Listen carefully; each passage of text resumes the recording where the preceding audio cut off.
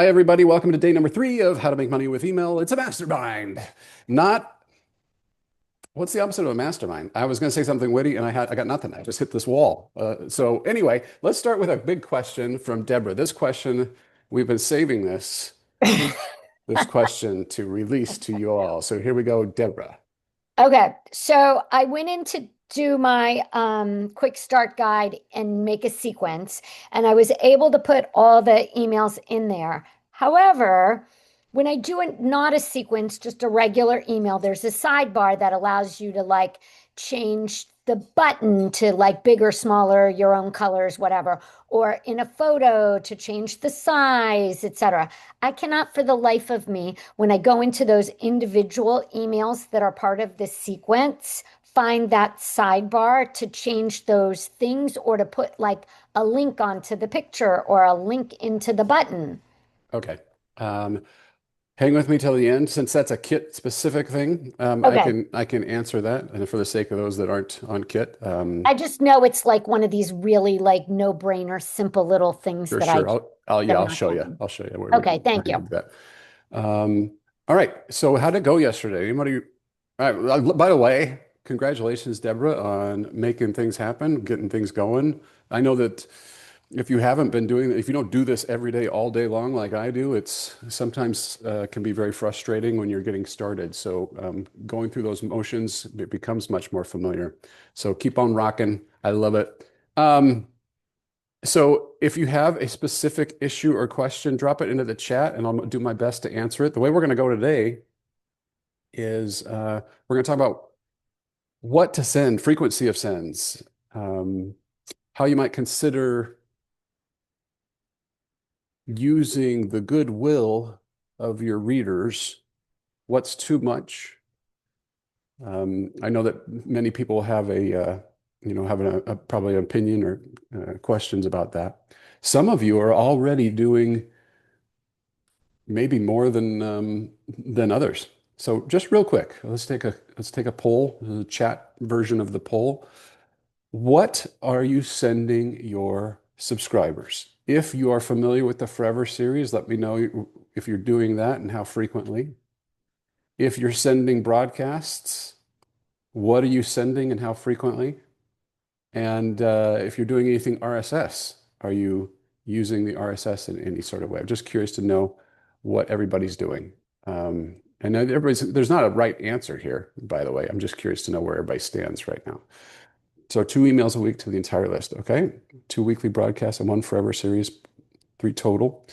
Welcome series then drops into 2 emails a week, 3 emails, 3 days a week of new recipes, plus some sequences. Broadcast and a Forever series. I send the Forever series after created after taking the course. Good.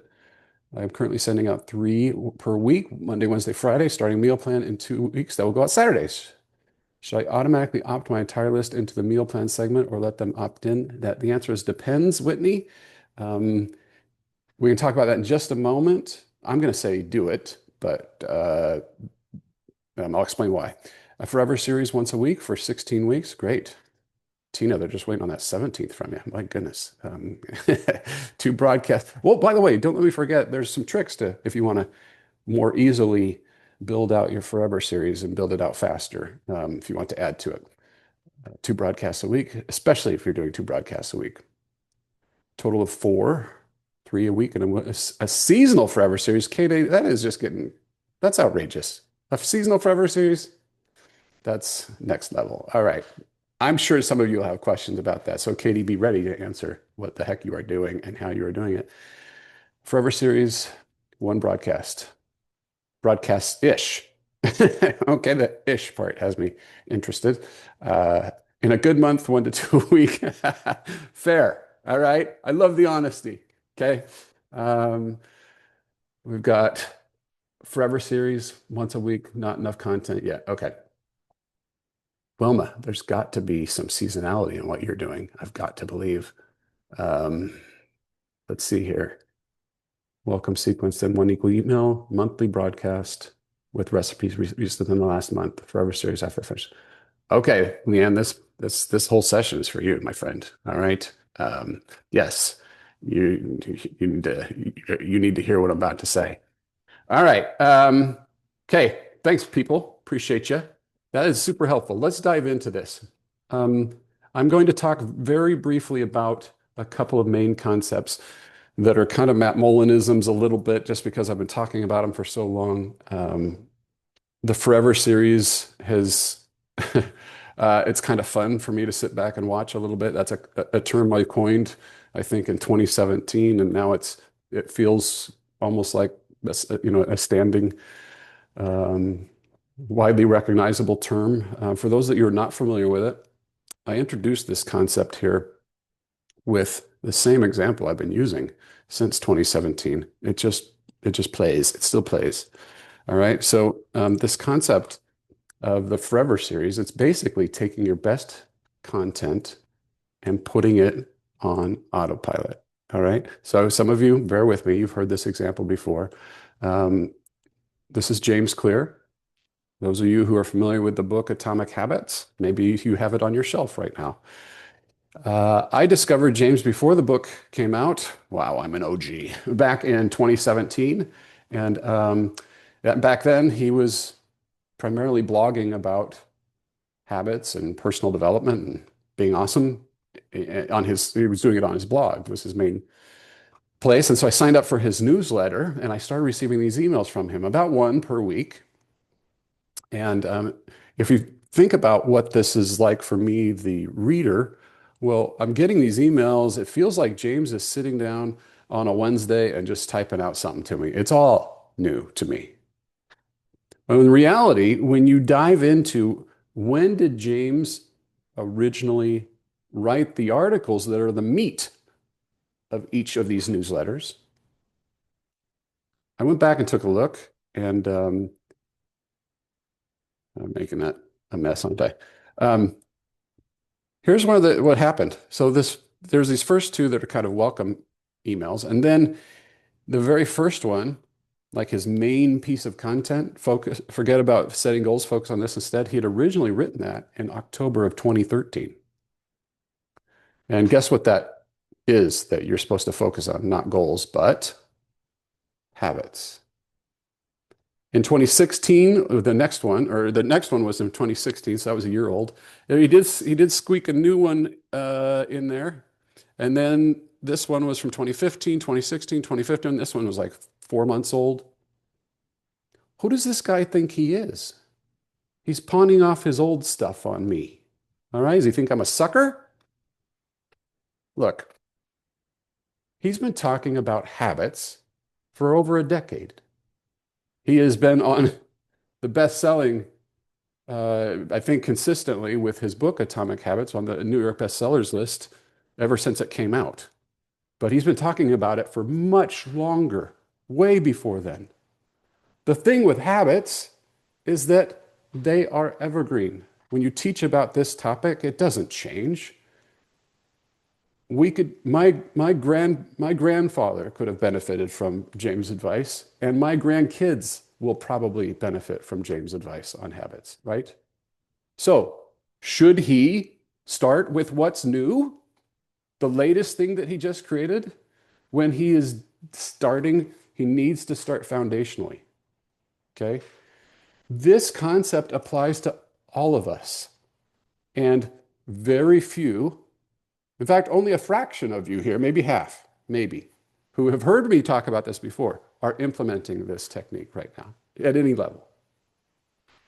Here's the idea. Somebody discovers your content, comes to your website, your channel of choice, likes what they see, signs up for your newsletter because you have an amazing quick start guide, and starts receiving your best content every single week. And in the process, every one of these brings you back to this great cornerstone content that furthers them in their journey with you. Their admiration grows, they tell their friends, they buy all your stuff, you get the private yacht. This is how this goes, okay? The deal with this, I call it the Forever series. And the reason I chose this is because it's not a welcome series. It's just an automation that doesn't have to end. All we're doing is we're creating a sequence, which you're now familiar with when creating your quick start guides. And we're just putting emails in the right order that answer our readers' questions before they ever come up with it. It's pretty simple. It's so simple,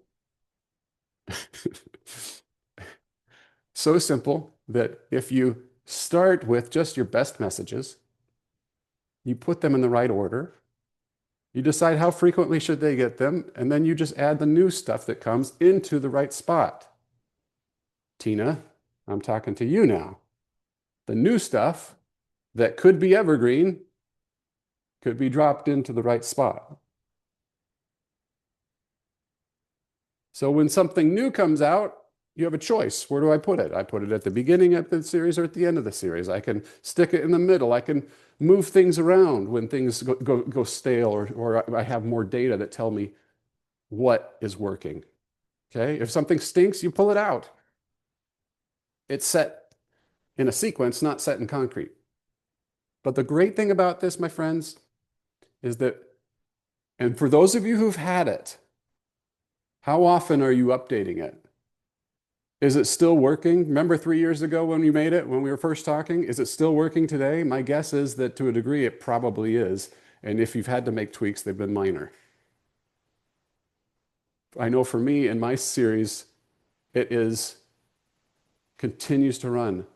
Remember, I have got that Disney website that is now basically defunct because I ignored it.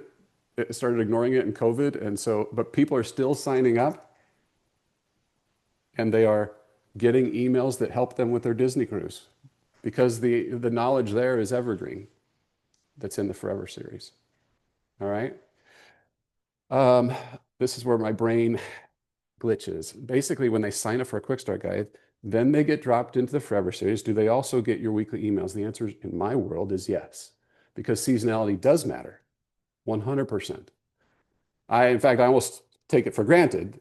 We're going to talk about this in just a moment, that you're doing the seasonal stuff because the best time to send, I don't know, Christmas cookie recipes is in fact around Christmas.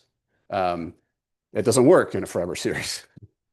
But there are things that do work and will always work where the Forever series can serve you. And if you do what Jasmine did, you write it, get it published, you kind of go like this for a while. You step back and let it run itself. Okay? Lots of good questions here. Okay, let's see. My subscribers get both broadcasts and Forevers at the same time, and my existing subscribers going through the Forever series since I just published it a few months ago. I'm glad you brought that up, Jasmine. My advice to you, if you have not done so, if you're creating a new Forever series, is take all of your subscribers, pick them up, and drop them in an email number 1 of your Forever series.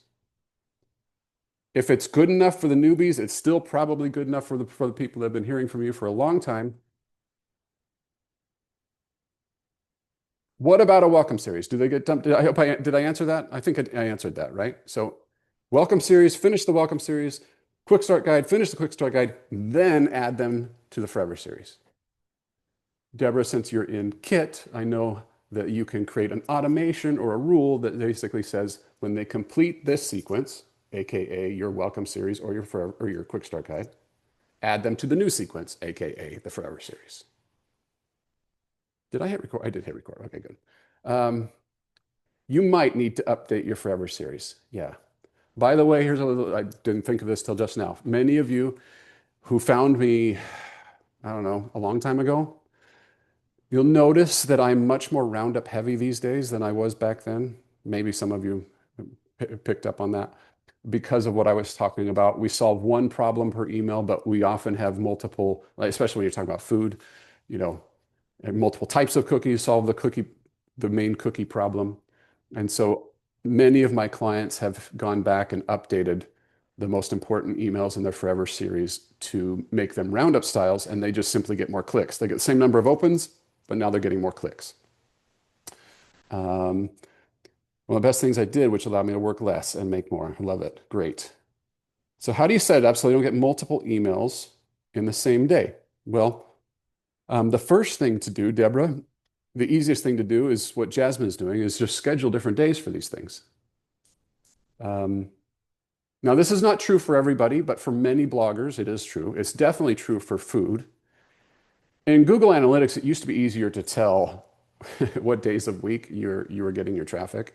You can probably still do it. I just haven't taken the time to figure it out. But my food creators, their blogs get most traffic on Sunday, Saturday, and Monday. I choose to send emails when people are engaged. So what does that mean? That could be a broadcast. It could be a Forever series on that day. Case in point, I found that when we were doing Disney related stuff, Disney vacation stuff, the highest engagement time for our website was Sunday afternoon. I guess that's time when you have time to dream a little bit about what's coming and what's next. So we actually changed it so that our Forever series would go at that time. You may want to do your seasonal broadcasts around Sunday, Saturday, Monday, especially in food, simply because weekends are when we celebrate. We put Labor Day on a weekend. We put Easter on a weekend. And we'll have holiday parties on weekends. So there's a Sunday dinner in the fall with the family gathered around is on a weekend. So you may want to stagger those. Fridays for food is pizza night. It's the last day I ever choose to send an email because you can't change that behavior. I've tried. It's like swimming upstream, and there's nothing you can do. They're tired. But it's amazing what happens Saturday morning after they've had a good night's rest and they're looking towards the weekend, and all of a sudden they're staring at, okay, I got to go make a Costco run. Saturday morning's a great time to send food emails. Okay, so yes, sorry, I got derailed there, didn't I? So pick your days is the easiest thing to do, and in that sequence of the Forever series, you will set what day of the week it goes. It goes every Tuesday. It just only goes on Tuesdays. And so the great thing about this is then when you make the first 5 emails, you know that once it's set, it just hits, it keeps asking itself, is today Tuesday? Is today Tuesday? It's Tuesday, send. And that's how it works. Right. That's exactly right, Deborah. What metrics do you use when looking back at a Forever series? That is such a great question. And the metrics that I use for all emails. It's going to depend on your main goals. Everybody's goals could be different. It could be that you're trying to convert something to sell, in which case open and clicks may not be the main metric. However, for most of us, the metric I care the most about is clicks. Why? Because that's how you make money. If they don't come back to your website to make that next craft, Raptive can't pay you. So obviously, the higher the open rate, the higher the clicks. Because if more people open, you have a better chance of more people clicking. So you have to kind of look at it sequentially. First of all, just through the lens of natural behavior. Does somebody open it? Yes or no? Because if they're not, then all of our work is for nothing. And then you can't just say, I got a good open rate. Because you could send them something. You could say, oops, I can't believe I did this. And they're going to be curious. They'll open it. But you may not pay it off inside the content. What's a good open rate and click rate? A good open rate is 100%. A good click-through rate is also 100%. So aim for those and then get back to me. Look, it's going to be very different for Whitney than it is for Tanya. It's going to be different for Margaret than it's going to be for Carolyn. That's just how it is. My Disney stuff varied within my own website and my own newsletter. My Disney cruise content would get opens to the tune of 80 to 90%. I'm not kidding. It wasn't a huge audience because not everybody's going on a Disney cruise. It's $5,000 to $10,000 for a cruise. The click rates were insane. Why? Because those people have a lot riding on this. Doggone it, we're paying a ton of money and we want this to be magical and we're excited about it. When Whitney puts out her jalapeno cheesy quinoa corn dogs, how many people need that in their life? Must have it. Doggone it. My life is empty without it. There's not a lot, I'm sorry, there's not a lot riding on your corn dogs, Whitney. You know, it's the brutal truth. No, they are. They're earth changing, I'm sure. But people just don't realize it. So they'll see it, they'll go, oh, I'm not cooking tonight. I'm traveling, I'm on vacation, their kids are not at home, whatever. It's pizza night. We're skipping it. They just move on to the next one because they know there's going to be a new food one down the road, or they've got that covered. So that's the difference. General food, which is really what you're asking here, Shauna, I think. General food is going to be anywhere from 20 to 30%. There's kind of in the 20s and 30s are pretty typical open rates. If you're doing better than that, then excellent. Click rates are going to be 2 to 4%. As you get more specialized, it goes up. Keto, gluten-free, slow cooker, uni pizza oven, whatever, it goes up. My Disney cruise was so high, but my general Disney stuff, which included just general Disney interest, was in the 20s. Okay, so it's going to vary. So you have to play golf here. You just have to keep improving your own score. Don't compare yourself to others. In this case, it makes no sense. You might have gotten a whole lot of print pass or gated print emails recently, and they're not that engaged. That might be impacting your open rates.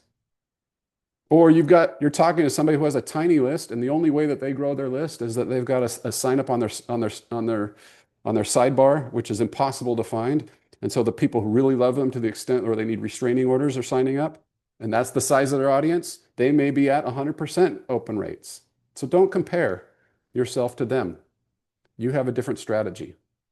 Soapbox, stepping off of it now. All right. Back to the Forever series.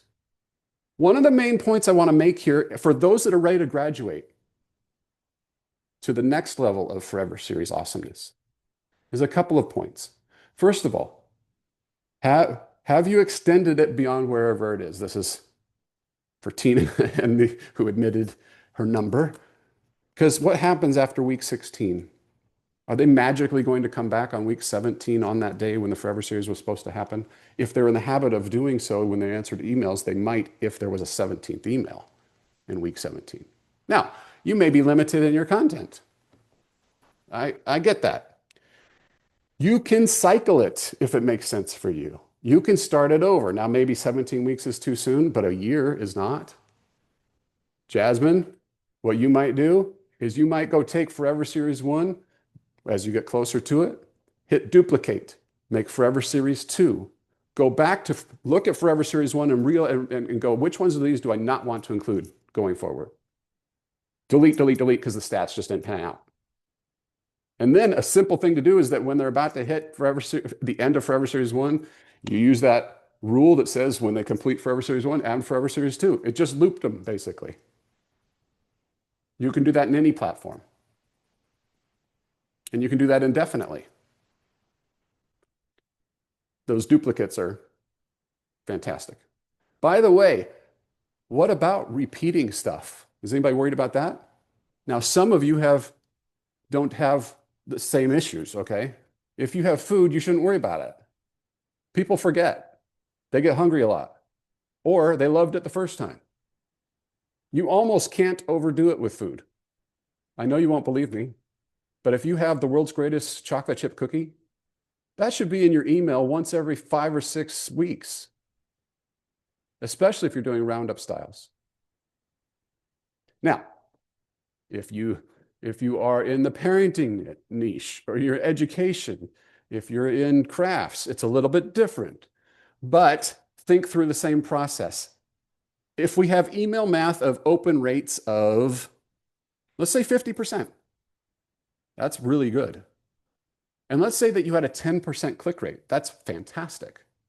That means that 90% of people never clicked the thing you sent the first time.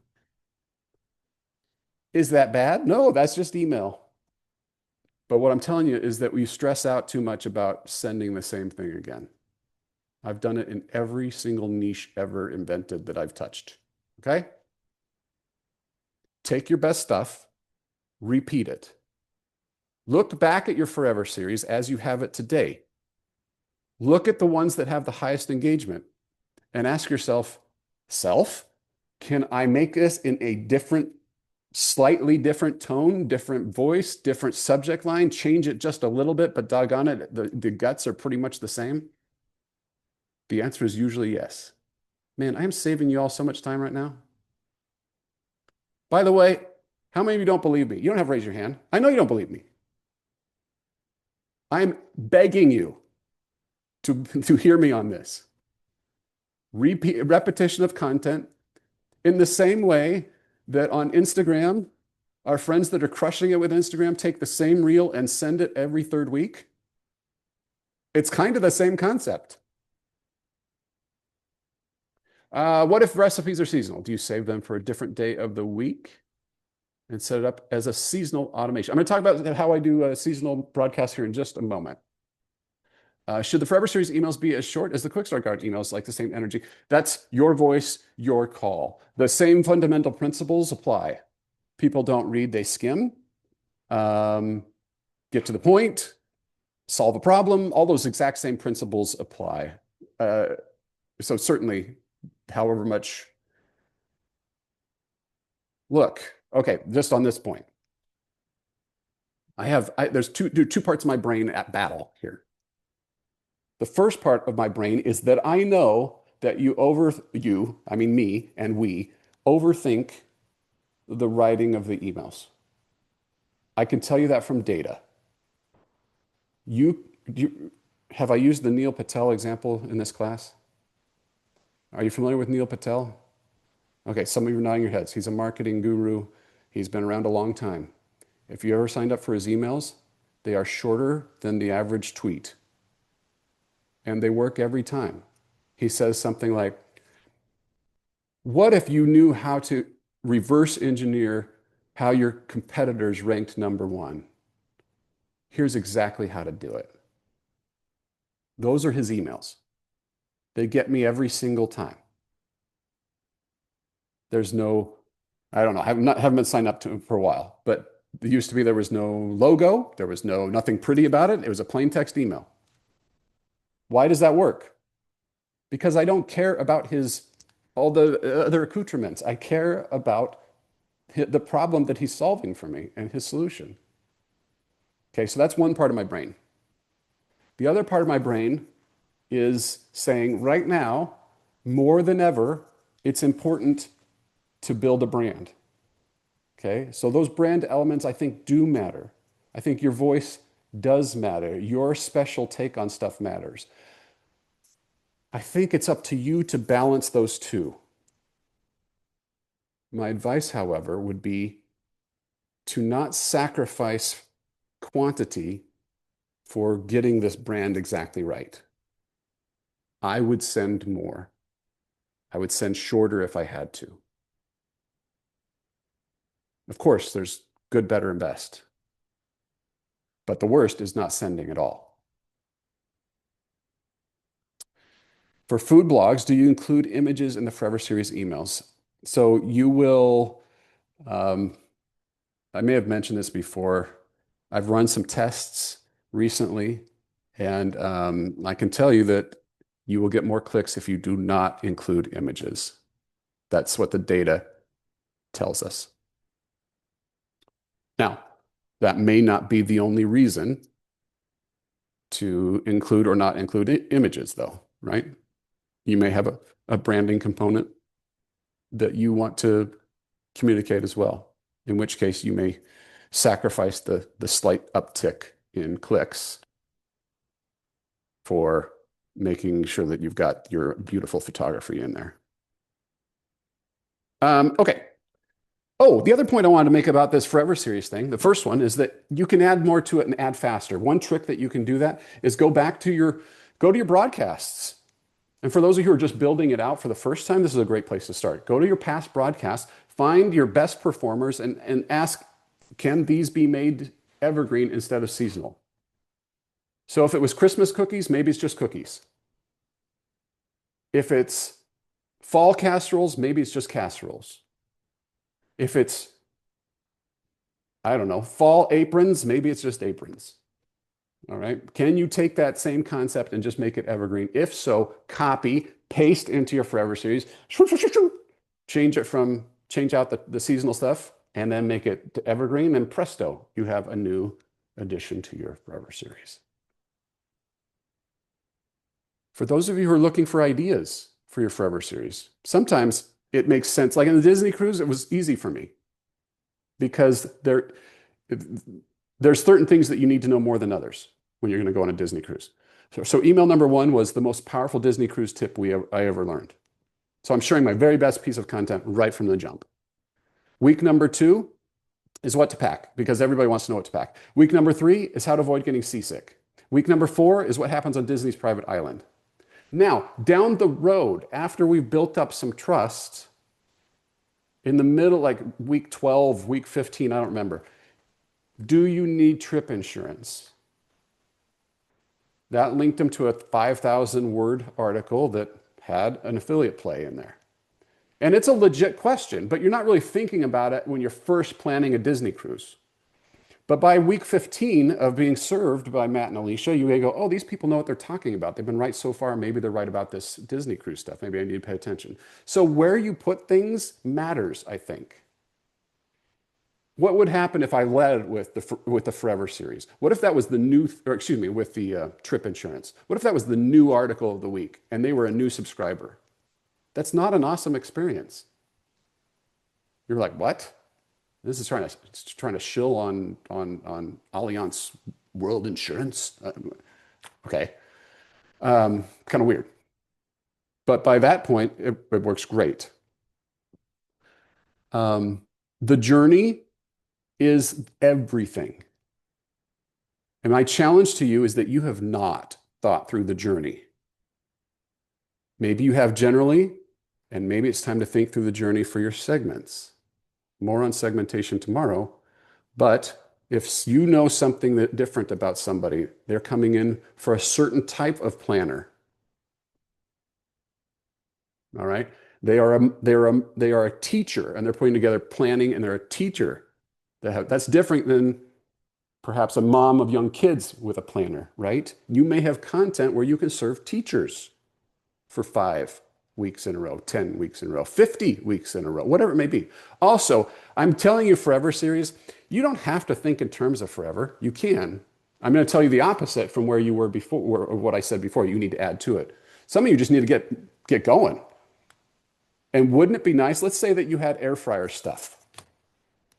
You have more air fryer recipes than what you had in your quick start guide. They complete the air fryer quick start guide. Boom, they're on the list. Our best bet for converting them to clicks in the future is still air fryer, isn't it? That's what we know. So if I have air fryer content, why not make a little mini series where their first 3 weeks is my best stuff for air fryer, and then drop them into my general Forever series? How many of you have I lost at this point? Have I lost y'all? I hope that made sense. You can be using automation more smartery, okay, to get what you want. And that's true for every one of you. Add one more point. You'll see tomorrow a clever way that people then use this exact concept to make a lot more money. I teased at it a little bit with that trip insurance. I'm going to dive into that concept a little bit more tomorrow. So my advice to you is, wherever you are, if you are new to your Forever series, commit to write the first 5. This is your homework assignment, your first 5. Because won't that feel great to know that you've at least thought through the next 5 weeks of a brand new subscriber's journey? If you have a Forever series, my homework assignment is go back and review the first 5. You might want to tweak. Might have been a while. You might want to go to a roundup style.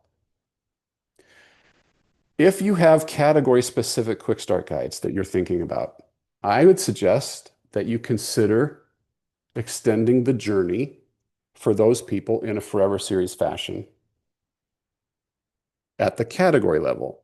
I'm going to overwhelm you here. All right. Because what you're doing is you're thinking, oh man, so I got to have this general, and then I got to have this segment one, and this other segment one, and then I got my broadcast, and then what about my new recipes, my new articles that got to go out? I know you're thinking all that. Just put it all down on a piece of paper and outline the journey. If you can think through what should happen from a timing perspective, your email platform can probably make that happen.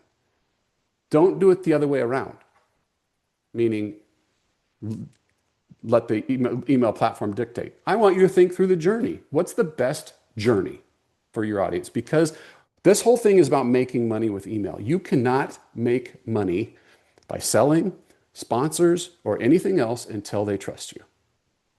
And when are they going to trust you? When you serve them. So your best shot to serve them and serve them well is to think through their journey. Okay, that's a long lecture. I'm exhausted. Let's just call it quits. Broadcast, regular broadcast. I guess we got to talk about that. So I know that many of you are focused on sending out the new stuff. I get it. We're in the hamster wheel of content creation. It feels good. I made this video for my family of this trip we took a year ago. I made this video and I was so excited to share it with my family because I wanted them to watch it. And there was nothing that I wanted more in that moment than for everybody to just watch this thing that I just made because I knew they'd love it. And they watched it and they thought it was great. And they're okay, great, move on. It's not the best video I've ever made. It's not the most important video I've ever made. And there's other things that probably as a family, we needed to do more than that. But in that moment, I really wanted to share it. That's kind of how we are. I get it. There may also be legit SEO reasons. It's never been proven to me, but I hear people think that sending an email out with your newest stuff somehow is a signal to Google. That kind of makes intuitive sense to me, but I've never seen any numbers on that. And I don't know if anybody can prove that. Your latest stuff is not necessarily your greatest stuff. So I worked with Rachel from Rachel Cooks. Oh, I don't know, 5 years ago, 6 years ago. At the time, we created an email called 7 Super Snacks for the Super Bowl. And she has sent that every February since, that exact same email. It's got the same recipes. I think she tweaked it once and swapped out some meatballs for some sliders or something. But that same email she sends every year.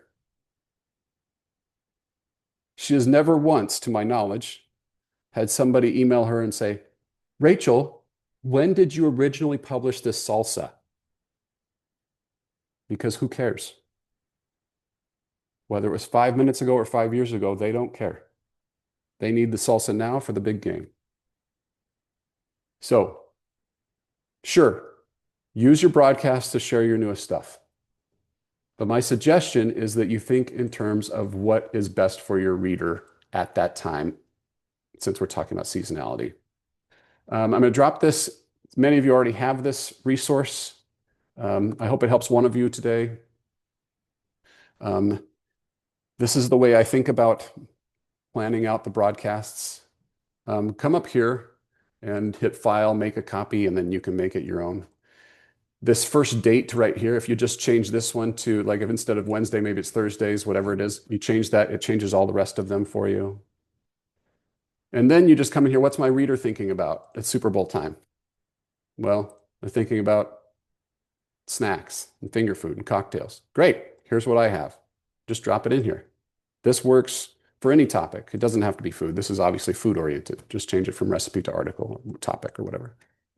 And if you have an admin or a helper that you've hired your teenage son to do some work on your email, that's a good idea, by the way. Teach them young. Just have them fill this out for you with the content. You'll have your plan done and ready. So, yeah, and Leanne, in your case, we call it the Australian conundrum, the AC. No, I made that up. I see how that would be a challenge, and I don't have an answer for it. What I would probably do, if you could separate your audience, which, by the way, in Kit you can, it'll tell you what it knows about their IP address. So you could technically make North American or British, just Northern Hemisphere, excuse me, audience versus Southern Hemisphere audience. You could send separate emails that way based on people that you know, and then everybody that you don't know is in the Southern Hemisphere. You could just send the Northern Hemisphere thing because odds are they're probably in the Northern Hemisphere. So there's ways that you could do that if it's a strong enough part of your audience. Frequency of sends. You can send more often than you think. I know that many, I mean, it ran the gamut here, right? From once a month to daily. Those of you who have gone to daily will probably tell the others that there was zero impact, especially with food. I have clients that send daily. I have a client that sends twice a day. They send one in the morning and they send here's what to make for dinner tonight. And it's like at 5:30 Central or something. And or 5:30 Eastern. So it's just one of those situations where it depends on your content. It's not spam if you're providing value. But I encourage you to push the envelope a little bit. If you're sending two, add a third. See what happens. If you're at the bare minimum, if you're not doing this, at least send one Forever Series email per week and one seasonal broadcast per week. I think that it goes for all of you. There may be exceptions to that. It's hard in a situation like this for me to give cookie cutter advice. But try it. Add in a third. I don't even know what a bacon bangle is. I was probably working with a client. We were talking, and then I plugged it. I do not. That's the most important question asked today, Leanne, is what is a bacon bangle? It's a fair question. Very fair. I think we all want to know. Yes, we're going to talk about selling products via email on Thursday and Friday. So, yeah, so hold on to that one. All right. So that's the gist of it. Send more. Focus on what your audience is thinking about, not what you're thinking about. If the two tie together, that's wonderful. Any questions on broadcasts? We good? All right, go make it happen. So, Matt, kind of circling back to my initial question and the sending more emails often. So would you give people an option to opt out of the new meal plans that are going to come out Saturday, or you would just in your case throw them all in? Yeah, so meal plans are very well received by your audience typically. I would just include it. I would just say, this is a new thing I'm offering. Hey, everybody, enjoy. Period. Okay, so don't even give them the option to segment themselves out. Now, you can't, by the way, the answer to all of this is today's emails, email platforms allow you to create preference centers and segment themselves out and opt out of certain types of sends. The reason I'm not going deep into that for all of you is that most of you stay kind of in a lane, meaning it's a similar type of content, and it becomes really messy inside the email platform when you have to remember that these people get this and these people don't get this. If you can avoid it, you want to avoid it. And my experience, Whitney, is that in this case, going from 3 emails from a prolific, dynamic food creator such as yourself to 4 emails a week is a welcome blessing in their life, not a burden. And you may get, and this is true for everybody when you make this a change, you may get a little spike of unsubscribes. Usually what's happening there, very few of them are the ones who are like, all right, 3 was perfect and 4 is way too much. Usually what's happening there is they're like, oh, have I been getting these emails all this time? I don't want these emails. And then they're unsubscribed because they're seeing it more often. So quite often you will have a spike of unsubscribes when you change up your frequency, and then it settles in.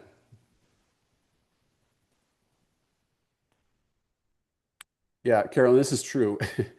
If you're doing these, because of the level of complexity that you can get to, you have to kind of, if you start doing this at any sort of scale, you do have to have a map written out for yourself to remember what the heck you did if you have this sequence going. I will forget that I'm sending a Forever Series because I wrote it that one time and I'm like, oh yeah, that goes every Thursday. And I will have already sent a broadcast on Thursday and had forgotten that had already sent the Forever series already went out. Okay. All right, let's talk about your different ways to grow the list and your lead magnets. Let's do, I have a presentation on this somewhere. All right, I'm going to go through this kind of quick because I think you've heard this business before. We talked about some of this already. Remember, we were talking about Spotlight Subscribe, or is what Mediavine called it. This is, I called it Attention Highlighter for lack of it. You can do this in Slickstream. So if you have a quick start guide, you can basically create you can create a form that's a reusable block and then have it kind of gray out around your content without it being, when somebody's scrolling through it when they hit it the first time. You want to know how to do that? Just ask your support rep at Raptive to help you, and they can help you set that up in Slickstream. And there's other tools that do the same thing. We talked about this ad nauseum, the save this recipe. Slickstream also has this feature. If you haven't been using it, I highly recommend it. Not everybody will use it, but it's got that little where you can save, kind of create a catalog. I see it quite often where, especially food creators that are really big, are encouraging their audience to use this by sending an email out that says most saved. Here are the most saved of July, and here's how you save. So I know that Jen from Princess Pinky Girl, she sends out an email like that does two things. It educates them on this feature, the existing subscribers, and it highlights recipes for them to click. So it does two things at once. And the saved, probably I haven't checked, but the saved subject line, 5 most saved of July, probably works pretty well because social proof. Anyway, so it's this deal here is that when they click on that, it saves them as their favorites. You have to enable this in Slickstream so that it captures their email and you can send to them. It's kind of complicated. But you just need to read through their help docs or ask for their help. How can I save this recipe? How can I, or how would I get them onto my quick start guide? I don't typically do that. This is their entry into the list. So I might drop them straight into the Forever series and start sending broadcasts after this. Actually, what I usually do is I have a mini sequence right after this that's catered for these people that is related to, here's what most people have saved. Here's my most popular on the website. You might want to try these. So 3 or 4 days of that sort of thing is still a quick start guide, but it's not an existing quick start guide. It's catered to this. So the way that happens is that you're going to come in, they're going to be tagged a certain way. And I think since you're using Kit, you would just say, if tagged, add to sequence, right? And then when they complete that sequence, you add them to the Forever series and so forth. All right, gated print is coming. Go check out this article here. I dropped it into the chat. This is from our friends at Raptive. So if we come in here, you can read up on it and how it works. I am my short version on this. I did a longer version. You can go in email on autopilot. You can go watch the replay of it, I think. Did I put it there? I hope so. But the short version is that I initially thought that this was going to be a total bomb and everybody in the world would hate it. I don't love the user experience. I still don't. By the way, I believe you can use this for my craft friends. I think you can use it for this too. And hate it. I am and was with you. What I believed is that you would not have anybody stick, that they would give you bogus emails and that it would kill your deliverability. I was wrong. I've done deep dive onto this and I'm finding that 50 to 70% open something in the first 30 days. And then after regular list pruning, the people who do stay after that have open rates that are in the 40% after that. So the people who do want your stuff, to the point where they were willing to give you an email address to print, it is a signal of engagement and of user intent. You are irritating a whole bunch of other people. So the question is, how many? I don't know. What's the extent? I don't know. I just know that user experience is not great. It's the only time I got a bazillion people. I also never got so many angries on social about the experience. I think also what's happening is that the more people use it, it's going to be more common. You'll probably get less backlash going forward. I don't know if that's good or bad. I just think that's what's going to happen. Wonder what we were doing to make sure people who are already logged in or already subbed, they don't have to add their email every time. So Raptive, the way that it's set up is that every email address has to go through it once, regardless if they're on your list or not. Raptive, this does not talk to your newsletter list. There's no way for it to reference back and say, oh, you're coming in on this IP address on this device on this iPhone. Yes, I know that you're on my list. There's no way for it to do that. So it will ask every time it sees a new IP, a new session, a different device. But once it has it, it's not going to ask you again.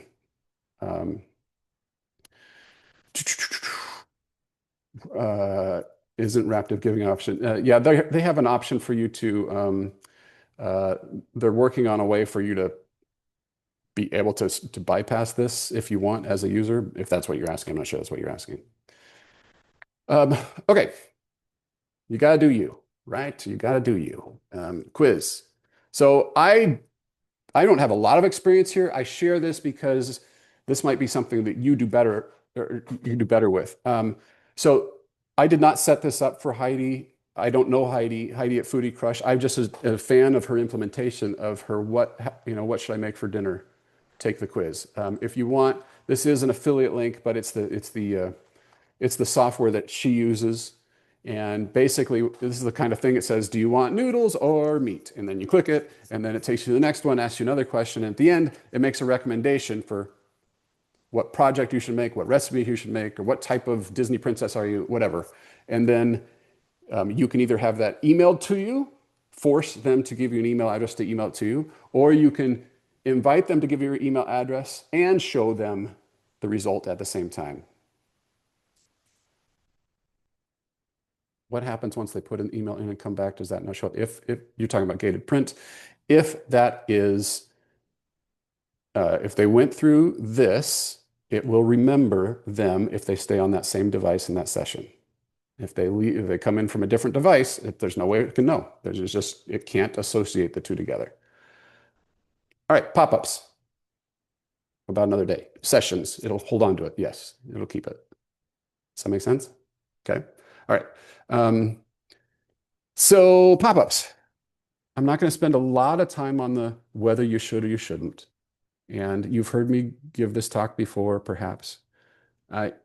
Please do not go tag me on a Facebook group in a fight with some renowned SEO expert.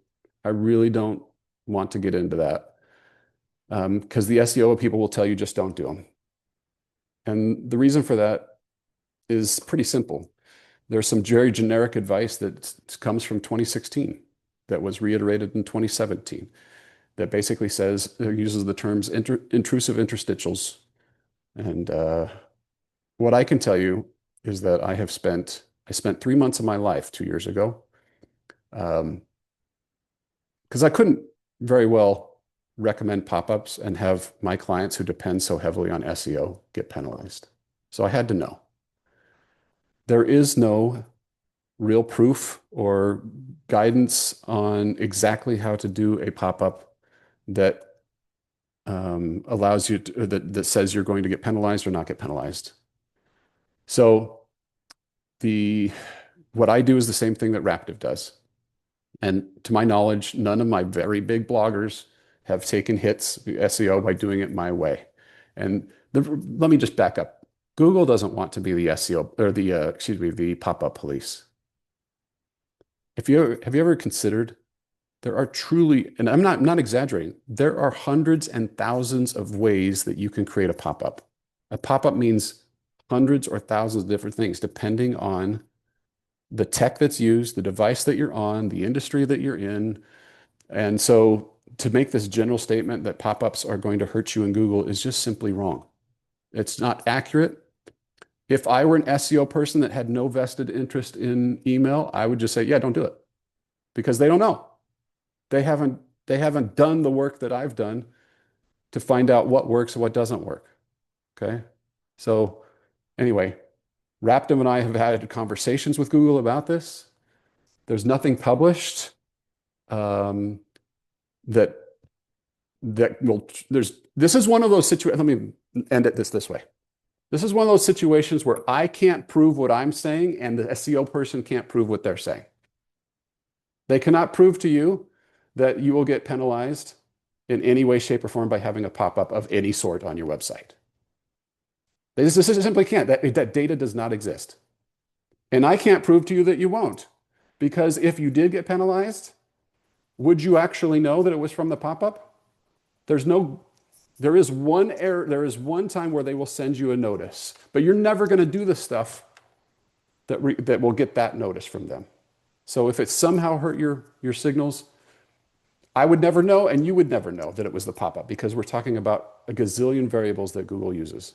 So you have to decide. Are the signups for the Quick Start Guide pop-ups? Are we talking about pop-ups? Yes. Yeah. Quick Start Guide pop-ups. Specifically things like this. Okay. So here's what I do. And this is, by the way, we're talking about mobile here. You can almost do anything you want with desktop.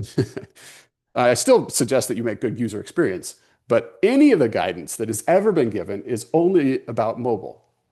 Remember, somebody's on this device. Don't make an overlay that will cover everything, which is why I have a separate template in Email on Autopilot for the kit users, where it has CSS code that you can do that will make it small. It makes it about a quarter or a third of the page. It removes the image. It removes the first name field. It makes it compact. It just gets to the point.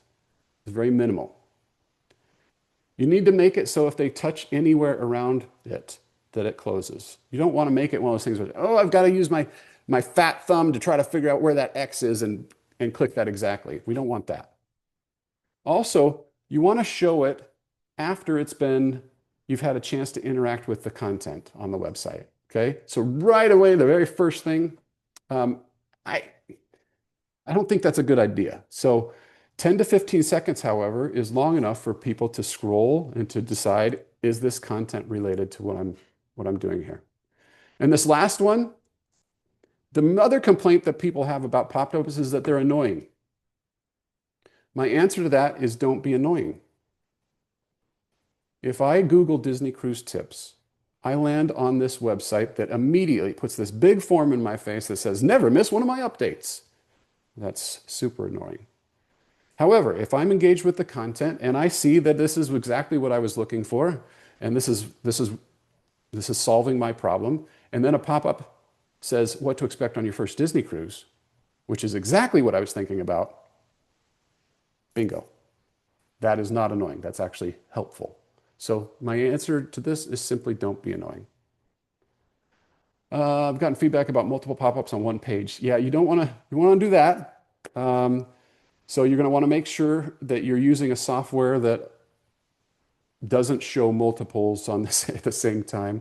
I've done that. I've made that mistake myself. Do I think no image on the pop-up is better? I love images on desktop. In fact, when I make them, I will make this an animated GIF because the image is so powerful and helpful. On mobile, however, we do not. What do I think about convert? I'll talk about that in just a second, Adrian, the different options. What do I think about pop-ups? I think pop-ups is that our ad networks are now also make a ton of our ads pop up and overlap. Yep. So what you're going to want to do is you're going to make sure that you're being judicious about which ads you show, which forms you have. That is the latest guidance, is if it's not really serving you. For example, I had a client where we were just having this discussion. I don't remember the name of the software, but it comes up from the bottom and it says, join my Instagram. And we were discussing that particular form. She went back and looked at that form. She hadn't got anything from it. She'd just been having it. She'd had it there for 5 years and she was just running it. So you're going to want to be thoughtful about what you've got. All right. So my apologies to the non-Kit people for just a moment. If you're on Kit, the way that you can do category specific pop-ups is that in WordPress, first, you will need the Kit plugin. The Kit plugin drops into the settings of WordPress. There's that little settings on the left-hand side. Kit is now an option. In there, you can set site-wide. Now, if you're going to do a category-specific one, again in WordPress on the left-hand side, you'll go up to Posts. You'll click Categories. And inside that category, you can set the pop-up to be the air fryer pop-up for the air fryer category, and that will override the general pop-up. Okay? Did I talk about this yesterday? This sounds very familiar to me already. Okay. Tanya's saying I did. Okay. All right. Anyway, that's how that's done in Kit. If you are using Kit, as I mentioned, I didn't used to use them because you couldn't make those modifications that I talked about. So until I came up with my own CSS code, I was not using them at all. But now I am, and there's really only one that I like, and it's the Poplar form, and it's with my CSS. So get that from the Email and Autopilot course. It's in there. You are welcome. That'll change it. And so I didn't have to pay for software anymore to do that. Quite often, the email companies, they're getting better at this, but originally they start out focusing on email, and a pop-up is just kind of a throw-in. They've got, that's not the software that they intended to build, and so they don't really put a lot into it. So for those of you who are looking for options outside of your platform, want to try some other stuff, there's a few options here I'm going to give you. Convert Pro is the one that I historically have recommended the most, simply because it's kind of the budget. It does everything I want. It's $89 a year. It'll create these different designs. It's got other features if you want to use them, like an info bar across the top and stuff like this. It's not awesome. Leanne, I see your comment. I highly, highly suggest for mobile, you just have to sacrifice it. To be Google friendly, to not take up so much space, you won't lose anything on the pop-up signups, not anything substantial. So anyway, so back to this. This is not an upgrade from the built-in Kit one, but this does everything that one does if you're not on Kit and can't use it. All right. Convert Pro has its drawbacks. The drawback is that it is not good at capturing conversion rate. It says it can. I've never got it to work right. But sometimes the price is right. It does the job. And for where you are, it might be it. Raptive loves OptinMonster, and I understand why. They are the granddaddy of email pop-up software. They have a gazillion options. It's just they're the most expensive too. So I had a client just sign up for it, and it was, I think it was $250 for the year, and it can go up with usage. All right. But they have way more templates than anybody else for mobile designs, for desktop designs, different layouts. They've got the attention activator thing that I was telling you about. They've got that all built in. Lots of A/B testing you can do. If I'm not using Kit and I'm serious about this meaning I'm not doing the budget approach with ConvertPro, ConvertBox is my favorite. Anybody here have ConvertBox? Anybody using it? How do you both feel about it? Do you like it? Curious your experience. I really like it. Um, so the reason I like it is first of all, it's really clean. It's simple setup. The site license is one time, and the license applies to multiple sites. So you can put it on as many sites as you want. Um, the My experience on this is the thing it does best is A/B testing. So you can easily change up the image, the color, the size, the X button, the what it says.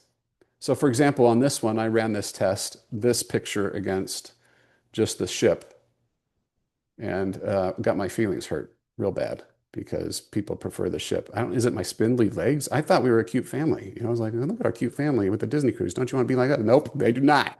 They just wanted to see the ship. So that's why we test people. Um, but I learned that, and then you can do multiple testing at the same time. The kit doesn't have those types of features. So when you're getting into that, that's real helpful. Um, the kit pop-ups don't have the attention activator, no. Convert Pro A/B testing, I'm going to say no. I don't think that they do. Yeah, Carolyn, you may not need this now. If you want it, I would give now. If you already got it and you're using it, I mean, there's not a reason to ditch it necessarily if you've already paid for the site license. But if it's faster, you want to try something different, then you could try the kit pop up too. But it's pretty basic. It's pretty elementary. All right, man, I went way over. Dang it! I've got no discipline. I blame Leanne and her keeping me up too late. If you have, oh, I was going to look at some of your sign up forms. Who was it that had one that they wanted me to look at? You have, or drop it in the chat and I'll take a look at it. It's really just a question I have. I can't when you're not in a sequence and you're just sending a regular broadcast, there's a sidebar that allows you to. Let me get to that one in a minute, Deborah. I'm still Okay. talking about the sign up forms before I let everybody go. Okay. Because I'm happy to review if you have a form that is not performing very well, it could be a lot of different things. Somebody had a grill or smoker one that they wanted me to look at. If you're on the call, I just don't remember who that was. Let me know. Hey, Matt, that was me. I Oh. actually changed my text this morning and I'm giving it 24 hours to review the conversion rate. Okay. Because I was looking at my generic pop-up that I'd been running just because I was too lazy to implement a QSG for the season. And I had a 5% conversion rate versus the one the new one that I implemented on Monday with the new quick start guide and was only getting a 0.4.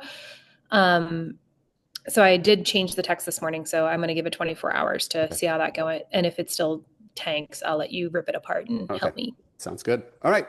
I'll look at Nicole's here real quick. If you got to get out of here, we'll see. I'm going to answer Deborah's question that's specific about Kit and how, a certain feature in there. If you got to run, we will see you tomorrow where we're talking about making some money. All right. Thanks for being here. All right, Nicole, you want to unmute? No, I didn't want to unmute. I don't want to talk to you. I just want you to look at it. Okay, what am I looking at?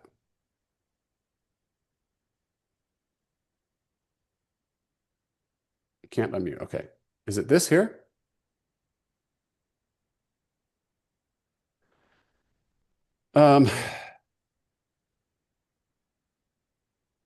Okay. I remember you emailed and you were concerned about the pop-up penalty situation. Anytime you have, so one of the first days, I can't remember, I kind of went through the hierarchy of how you're going to get signups, and the pop-up is one of the best ones, just because it does interrupt your flow here. My challenge with this right from the jump is that there's a lot for my brain to absorb right away. It looks like everything else. This is very cute, but I don't really read that. 5 tips to be more productive to get much more done every day. This looks like one of those cute posters I would put on my wall to motivate me versus almost the equivalent of an ad that needs to grab me real quick.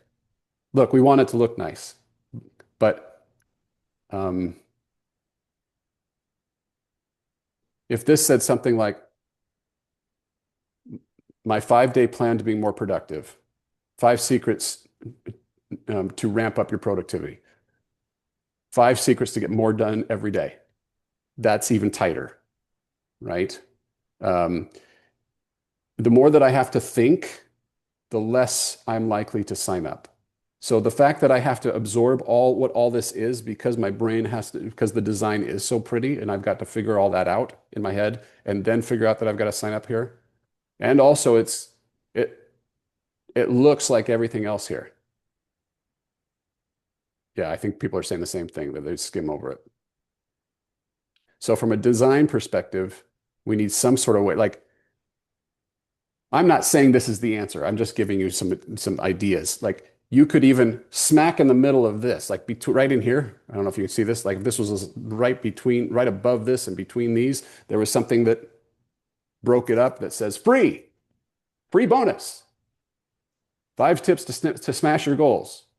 And then just ask for the email address there with a go button instead of sign me up. Maybe that would work a little bit better.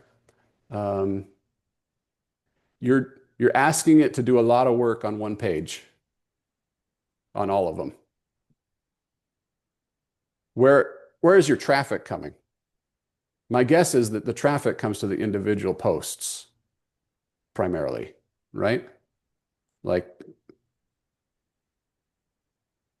if you want to grow your list faster, do instant download. I'll email it to you. That's how you'll grow fastest. Yep, make every one of these. Yep, you're just giving this away for free.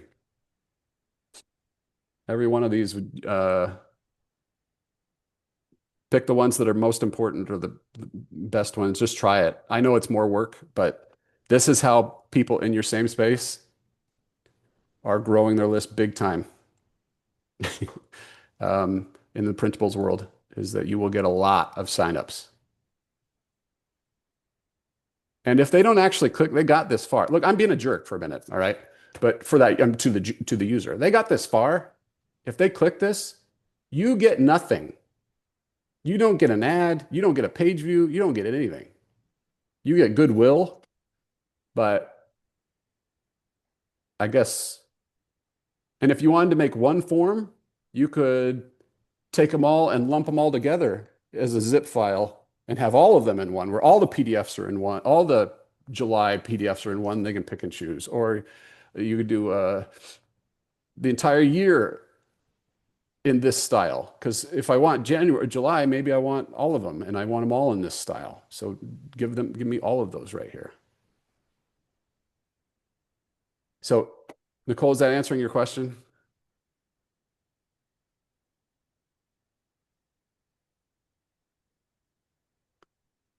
I've had a lot of experience in using printables this way. A lot. And what Keita said is true. So people will do that. All right. Let me know if you have any follow-ups. If anybody else has one they want me to look at, send it to me. I'll do it here on the call tomorrow or whatever. Or I'll just glance at it on my own. I want you to be successful. You've gone to this work to make these things. Now we got to get in front of people in a way that they'll see it. And I know that is a whole nother bag of tricks. Okay. All right. I'm going to end it there. For those that want to see this kit little demonstration, stick around. I've got to find an account where I can show this to Deborah real quick. But otherwise, we'll see you all tomorrow. All right, Deborah. So let me pull one up in here and I can show you. Let me open up an account that they won't mind me sharing. And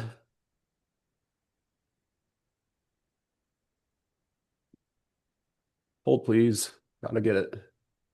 What is my password? There it is.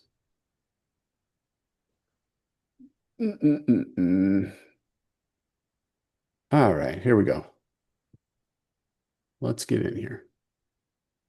All right, so inside of sequences, if you come into one of these emails, your styles are over here now, okay? So if you have your button that you want to edit, it's just right here. So instead of this emails one, you have to actually be in that particular email and then you click styles, and then here's where you would change that stuff. Okay. If there's something something needs to be changed. So for example, if I threw in layout, it comes up over Perfect. here. Perfect. I couldn't figure it out because I knew I had to be in emails to keep adding them. Yeah. Okay. Yeah, it's exactly not what I needed. obvious. Not obvious until you find it. It's not obvious, but now it is. Now it is, sure. Okay. All right, cool. Now I can finish. Thank you so much. Appreciate You're it. welcome. Yep. Go get her. All right. Thanks, everybody. Anybody else have anything else? All right. We'll see you.